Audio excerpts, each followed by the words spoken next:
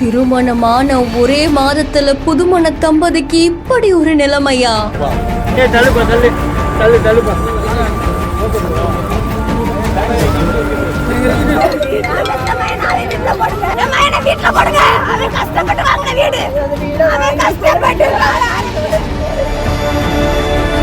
ஊரணியில் குளிக்க சென்ற கணவன் மனைவி பரிதாப உயிரிழப்பு. எப்படி உயிரிழப்பு ஏற்பட்டுச்சுன்னு காவல்துறையினர் தீவிர விசாரணையில ஈடுபட்டிருக்காங்க.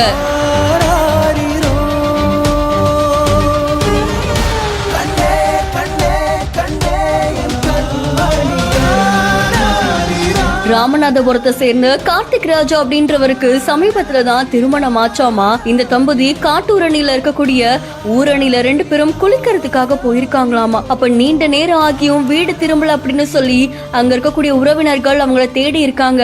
அதை தொடர்ந்து காவல்துறையினருக்குமே தகவல் தெரிவிச்சிருக்காங்க. விரைந்து வந்த காவல்துறையினர் தீயணைப்பு துறையினருக்கும் தகவல் கொடுத்திருக்காங்க. அதை தொடர்ந்து அந்த ஊரணியில கிட்டத்தட்ட 3 மணி நேரம் தேடி இருக்காங்களாம். இதுல 2 பேரும் சடலமா மீட்கப்பட்டது அந்த பகுதியில் பெரும் அதிர்ச்சியையும் சோகத்தையும் ஏற்படுத்தியிருக்கு. அதை தொடர்ந்து இந்த தம்பதியுடைய உடல்களை உடற்கூறாய்வுக்காக எடுத்துட்டு போயிருக்காங்க.